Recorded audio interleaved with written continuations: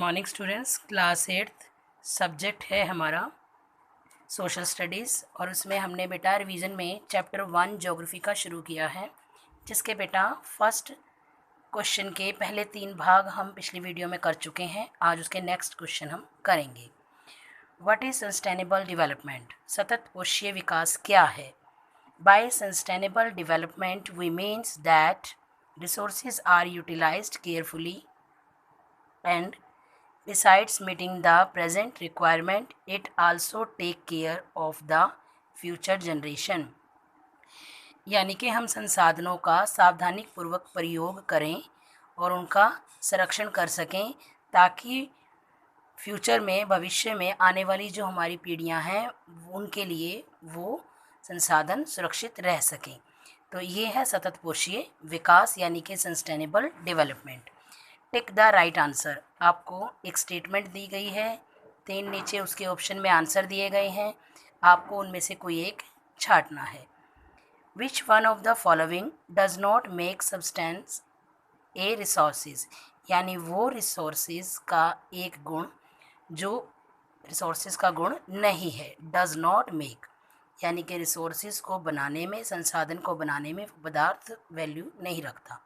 Utility उपयोगिता तो रखता है, क्योंकि जो चीज़ें उपयोगी होती हैं हमारे लिए वही संसाधन कहलाती हैं।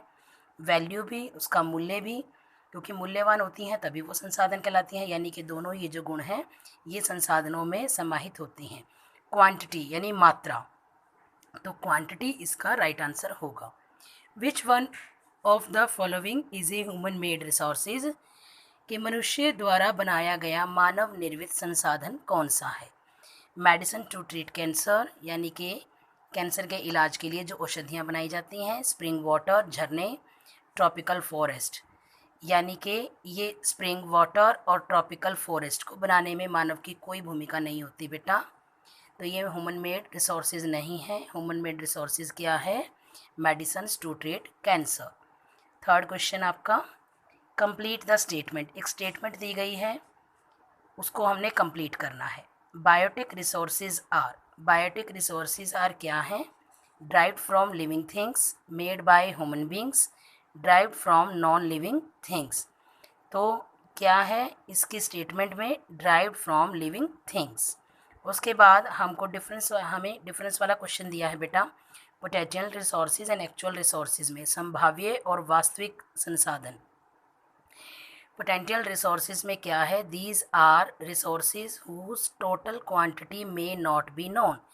यानी संभाव्य संसाधन कौन से हुए? यानी वो संसाधन जिनकी हमें एक्चुअल मात्रा का पता नहीं है। और एक्चुअल रिसोर्सेज में these are resources whose quantity is known, यानी जिनकी मात्रा का हमें सही अनुमान है। These resources are not being used at present। ये वो संसाधन है पोटेंशियल रिसोर्सेज जिनका हम वर्तमान में प्रयोग नहीं कर रहे हैं। These could be used in future, लेकिन फ्यूचर में हमारे लिए उपयोगी हो सकते हैं। For example uranium found in Ladakh, Ladakh में मिलने वाला यूरेनियम। और एक्चुअल रिसोर्सेज में these resources are being used in the present, ये वो रिसोर्सेज हैं जिनको हम वर्तमान में प्रयोग कर रहे हैं। For example the rich deposits of coal in rural region of Germany. उसके बाद नेक्स्ट है हमारा ubiquitous and localised resources. Ubiquitous resources क्या हैं? These are those resources which are found everywhere. ये वो रिसोर्सेज हैं जो हर जगह मिल जाते हैं। फॉर एग्जाम्पल एयर वाटर, यानी हवा और पानी हर जगह अवेलेबल है।